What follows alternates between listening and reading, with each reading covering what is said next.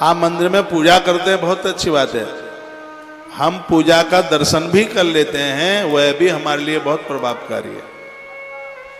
यहाँ जजमानों के द्वारा पूजा होती है आरती से पहले, और आप देखते हैं, आप उसका दर्शन भी कर लेते हैं तो उसका एक अंश हमारी झोली में जाता है। क्योंकि सुनने से, देखने से और बोलने से पाप भी बढ़ते हैं तो पुण्य भी बढ़ता है। सुनने से, देखने से और बोलने से। इससे गलत बोलेंगे, गलत देखेंगे, गलत सुनेंगे तो पाप बढ़ेगा। अच्छा सुनेंगे, अच्छा देखेंगे, अच्छा बोलेंगे तो उससे पुण्य भी बढ़ेगा। तो जब हम कुछ अच्छा देखते हैं, बढ़िया देखते हैं, तो उससे हमारे पुण्य बढ़ते हैं। सुबह ही सुबह धरती माता को देखो, खुले आकाश को देखो, सुबह ही सुबह जल देखो, मोर पंख देखो। सुबह की बात बता रहा हूं।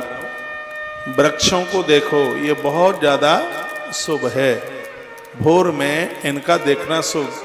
छोटी छोटी कन्याओं को देखना बहुत शुभ माना गया है। माता पिता के चरणों को देखना सुबह में बहुत अच्छा, बहुत बढ़िया माना गया है। तो ये कुछ बढ़िया सा, कुछ अच्छा सा देखें सुबह में।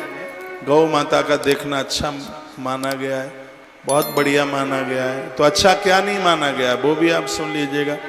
अच्छा क्या नहीं माना गया? खाली बर्तन अच्छे नहीं माने गए। हाँ, बिना तिलक वाला ब्राह्मण अच्छा नहीं माना गया है। सुबह माथे पर तो तिलक लगना ही चाहिए उसके में। हाँ, तो बिना तिलक वाला ब्राह्मण ठीक नहीं माना गया सुबह के लिए। सुबह में कान फड़फड़ाता हुआ स्वान ठीक नहीं माना गया है सुबह के समय में। सुबह की बेला बहुत पावन है, अति पवित्र है। सुबह में और क्या ठीक नहीं माना गया है? बहुत ध्यान से सुनना बात। सुबह में बिलखती हुई नारी अच्छी नहीं मानी गई।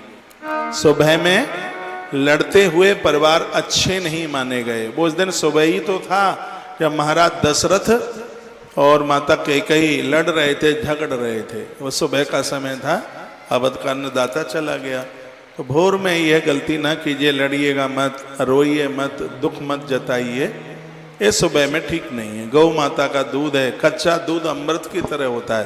फूल, तुलसी और ये सब चीज़ें भोर में इनको बहुत शुभ माना गया, बढ़िया माना गया। तो मैं ये निवेदन कर रहा था कि वो चौखट पर बैठ करके महादेव की पूजा देख रहा था। 4 पहर की पूजा हो रही थी। शिव महापुराण की कथा में वर्णन है, शिवरात्रि की रात को आप 4 पहर की पूजा करते हैं, महादेव बड़ी कृपा करते हैं।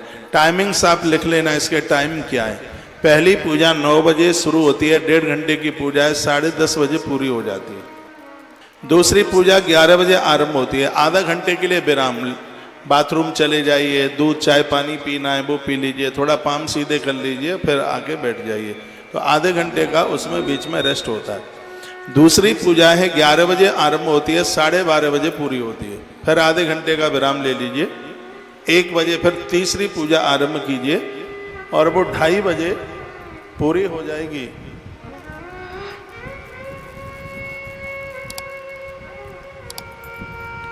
उसके बाद में चौथी पूजा 3 बजे आरंभ होगी, लगभग 4:30-5 बजे पूरी हो जाएगी। इसको 4 पैर की पूजा कहते हैं।